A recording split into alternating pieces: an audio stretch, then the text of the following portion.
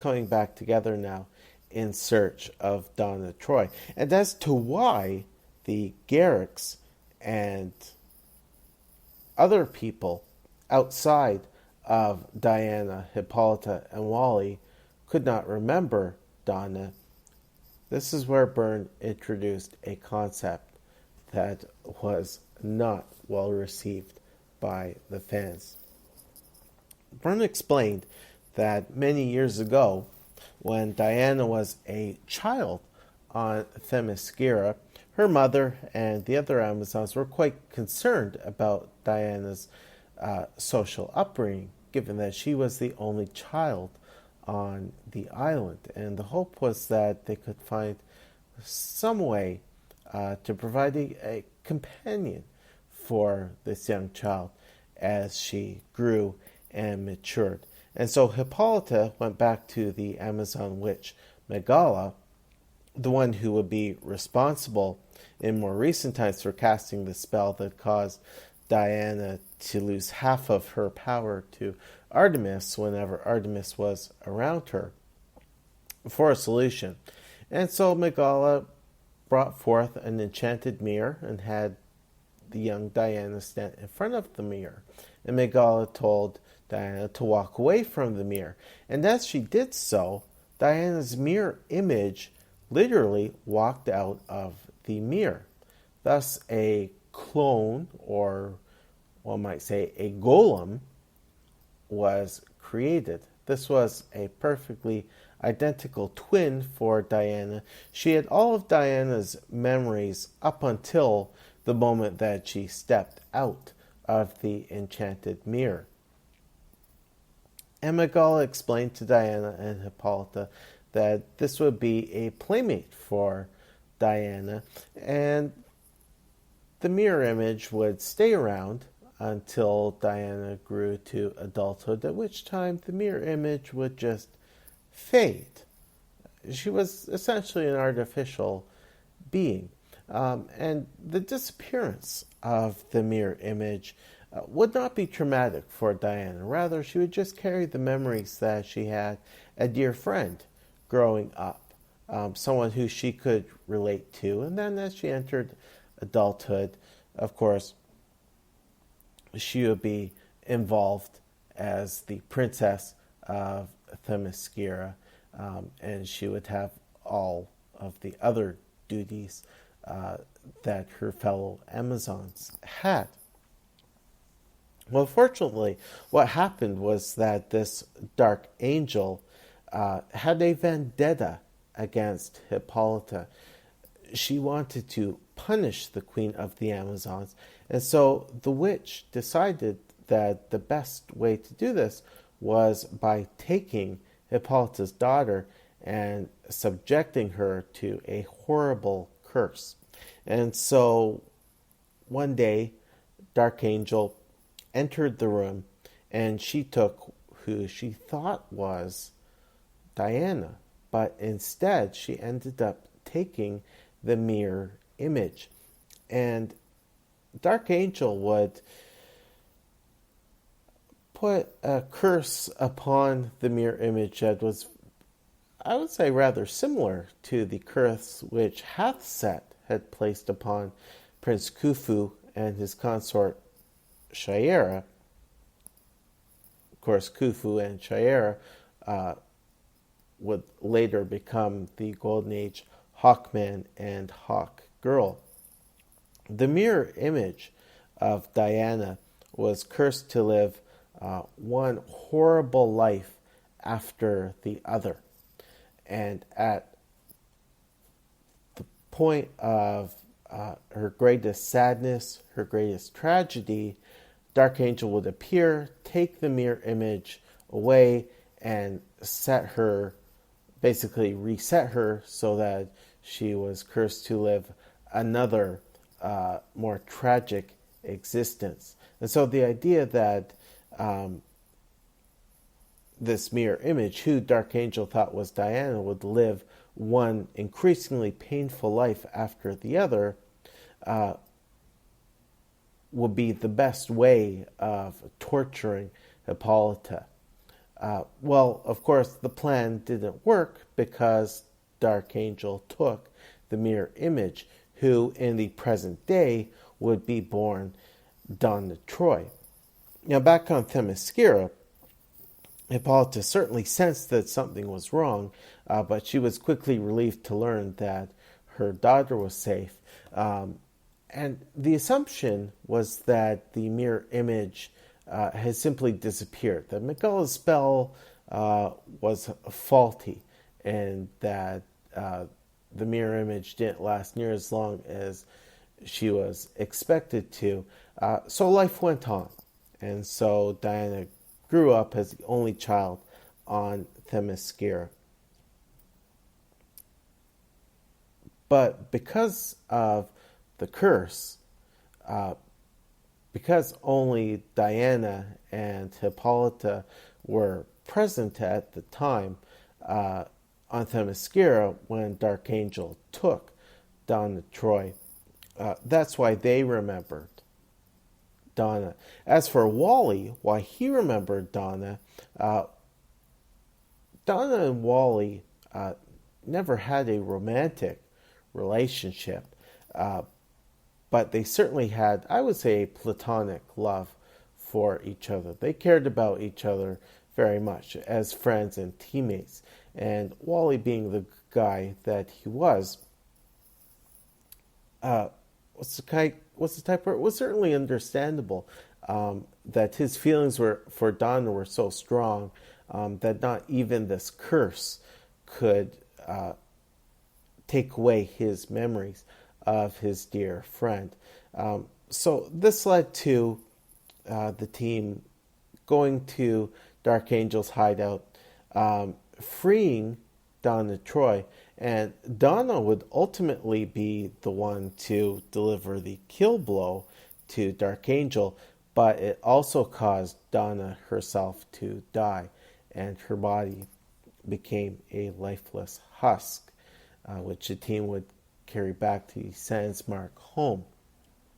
Fortunately, though, Diane had a plan to resurrect Donna. Because Wally's memories of Donna were so strong, and because Diana now had the powers of the goddess of truth, she could use Wally's memories as a template in building a new permanent soul for Donna. She would use the lasso of truth to bind Wally to Donna's lifeless body, and using her godly powers, Diana would essentially download or copy Wally's memories over to Donna. And of course, Wally said, well, Donna and I were never married. I didn't grow up with her. I wasn't with her 24/7. So how is this going to work? And Diana essentially said, well, Wally, your memories are the most important thing, and then the rest will essentially just figure itself out. As an aside, kind of like when Justin Trudeau, in campaigning for Prime Minister of Canada, made lots of different little speeches about government making necessary expenditures and the budget balancing itself in time.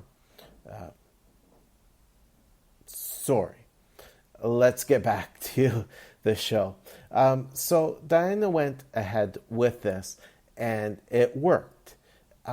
So essentially what happened was certain elements of Marv Wolfman's post-crisis origin for Donna stayed intact, but really in the end, Donna Troy was reestablished as a member of Wonder Woman's family, somebody who had been there from Diana's earliest years. Again, did not sit well with the fans. For them, it took a character who finally had a really coherent origin, and it just mucked it up. And given that this has happened with other beloved characters like Hawkman, a lot of fans not too impressed with this. But again, John Byrne is not the only one who has gone and made changes to Donna Troy's post-crisis origin. But certainly this story arc stands out for fans who want to gripe about Donna's convoluted history over the last 30 years. Well, this story arc would actually prove to be the end of John Byrne's run. In the final pages of issue 136, everybody was gathered. Donna Troy had a new black costume with a Starfield motif to it.